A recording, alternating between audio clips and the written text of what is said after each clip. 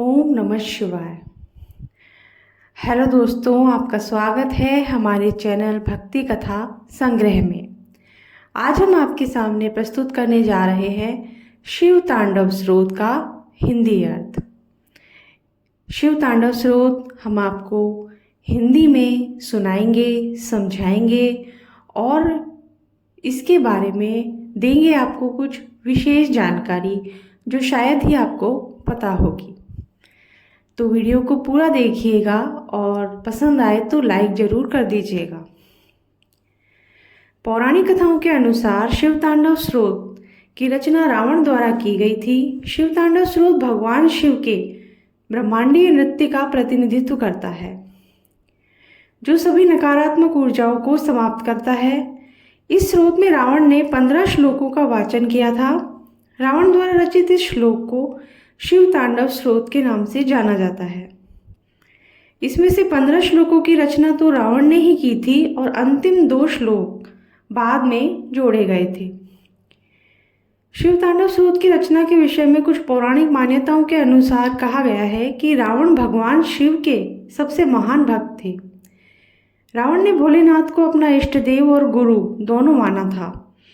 एक दिन जब रावण ने मन में आया कि मैं सोने की लंका में रहता हूँ और मेरे इष्ट भगवान शिव कैलाश पर्वत पर रहते हैं, तब उन्होंने सोचा क्यों न भगवान शिव को भी लंका में ही ले आए।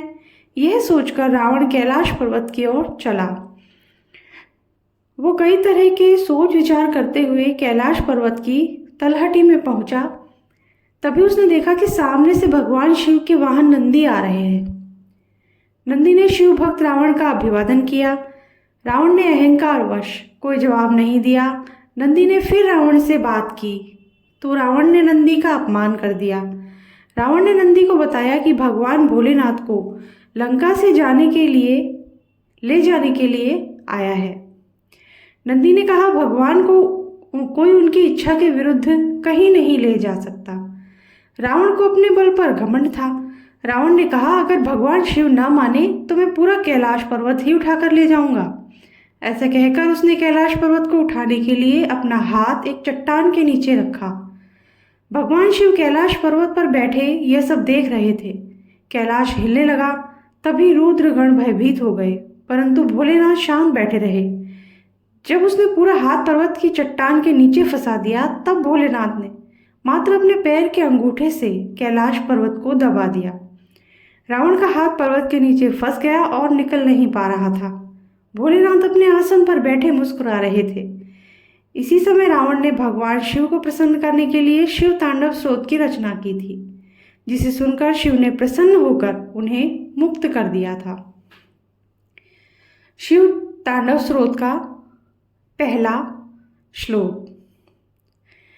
जिन शिवजी की सघन वन रूपी जटा से प्रवाहित हो गंगा जी की धाराएं उनके कंठ को प्रक्षालित करती हैं, जिनके गले में बड़े और लंबे सर्पों की मालाएं लटक रही हैं, तथा जो शिवजी डमडम डमरू बजाकर प्रचंड तांडव करते हैं, वे शिवजी हमारा कल्याण करें। दूसरा श्लोक। जिन शिवजी की जटाओं में अति वेग से विलास पूर्वक भ्रमण कर रही देवी गंगा की लहरें उनके शीश पर लहरा रही हैं, जिनके मस्तक पर अग्नि की प्रचंड ज्वालाएं धधक धधक करके प्रज्वलित हो रही हैं, उन बाल चंद्रमा से विभूषित शिवजी मेरा अनुराग प्रतिक्षण बढ़ता रहे। तीसरा श्लोक। जो पर्वतराज सुता पार्वती जी के विलासमय रमणीय कटाक्षों में परम आनंदित चित्त रहते हैं, जिनके मस्तक में संपूर्ण सृष्टि एवं प्राणीगण वास करते हैं, तथा जिनके कृपा दृष्टि मात्र से भक्तों की समस्त विपत्तियां दूर हो जाती हैं, ऐसे दिगंबर शिवजी की आराधना से मेरा चित्त सर्वदा आनंदित रहे। चौथा श्लोक। जिनकी जटाओं में लिपटे सर्पों के फण की मणियों के प्रकाश पीले वर्ण प्रभा समूह रूप केसर के कांति से दिशाओं को प्रकाशित करते हैं, और जो गजचर्म से विभूषित हैं, मैं उन शिवजी की भक्ति में आनंदित रहूं, जो सभी प्राणियों के आधार एवं रक्षक हैं। पांचवा श्लोक। जिन शिवजी का चरण इंद्र विष्णु आदि देवताओं के मस्तक के पुष्पों के धूल से रंजित है, जिनकी जटा पर लाल सर्प विराजमान है, वो चंद्रशेखर हमें चिरकाल के लिए संपदा दे। छठा श्लोक। जिन शिवजी ने इंद्रादि देवताओं का गर्व दहन करते हुए कामदेव को अपने विशाल मस्तक की अग्नि ज्वाला से भस्म कर दिया था, तथा जो सभी देवों द्वारा पूज्य हैं तथा चंद्रमा और गंगा द्वारा सुशोभित हैं, वे मुझे सिद्धि प्रदान करें। सातवां श्लोक। जिन शिव शंकर ने अपने विकराल ललाट में प्रज्वलित अग्नि में प्रबल कामदेव की आहुति दे दिया और जो शिव प्रकृति पर चित्रकारी करने में अत्यंत कुशल हैं, ऐसे त्रिनेत्र महादेव में मेरा मन लगा रहे। आठवां श्लोक।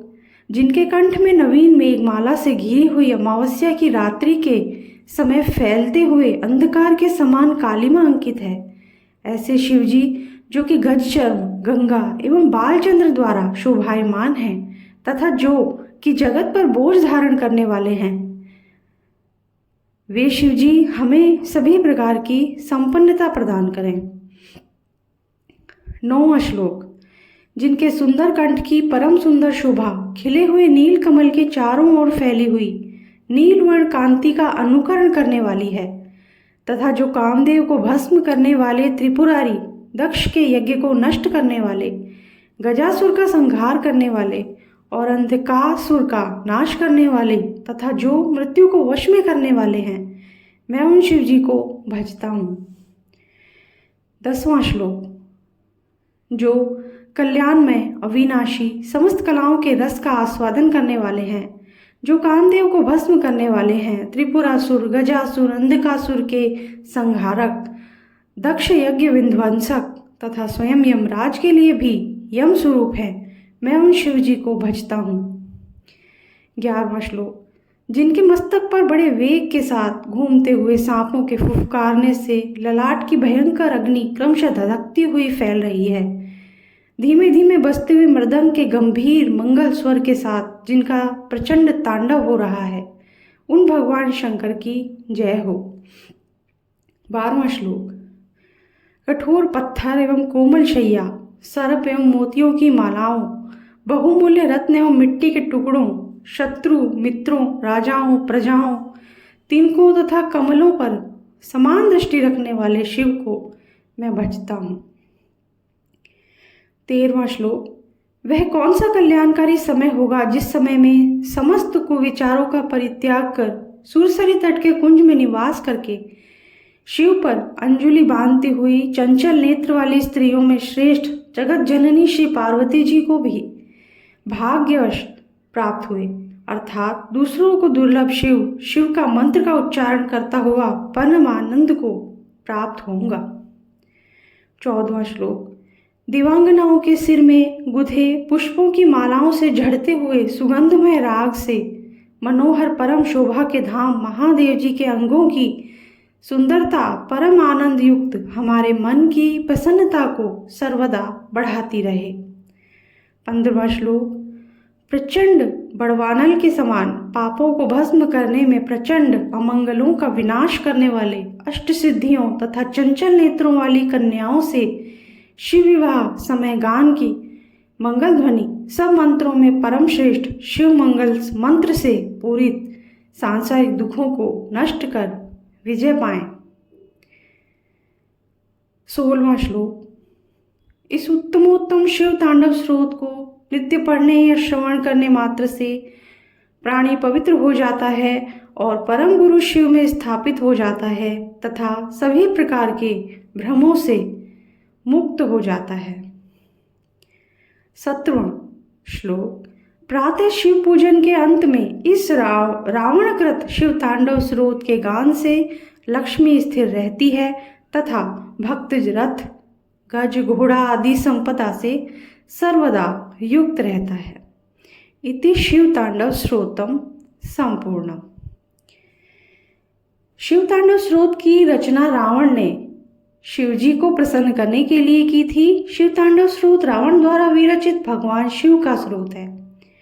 शिव तांडव स्रोत का पाठ करने की विधि। शिव तांडव स्रोत का पाठ करने के लिए सर्वप्रथम स्नान आदि से निवृत्त होकर शिव जी को प्रणाम करें, उनका ध्यान करें और धूप दीप और नैवेद्य से उनका पूजन करने के पश्चात शिव तांडव स्रोत का पाठ करें। रावण ने शिव तांडव स्रोत का पाठ गाकर किया था, अतः इसे गाकर करने से भगवान शिव बहुत ही जल्दी प्रसन्न होते हैं। रावण द्वारा विरचित शिव तांडव स्रोत में कुल 17 श्लोक हैं, जिनमें से 15 श्लोक की रचना रावण ने की थी और आखिरी 2 श्लोक बाद में जोड़े गए थे। रावण द्वारा विरचित शिव तांडव स्रोत का पाठ करने से शिव जी जल्दी ही प्रसन्न हो जाते हैं और शिव तांडव स्रोत का पाठ करने से व्यक्ति ऊर्जावान एवं शक्तिशाली होता है। इसी के साथ हम आज का वीडियो समाप्त करते हैं। अगर आपको पसंद आया हो तो लाइक ज़रूर कर दीजिएगा और अगर आपने चैनल को सब्सक्राइब नहीं किया है तो सब्सक्राइब कर दीजिए, बेल आइकन प्रेस कर दीजिए ताकि हमारे आगे आने वाले वीडियोस भी आपको आसानी से मिल सकें। Thank you. जय भोलेनाथ।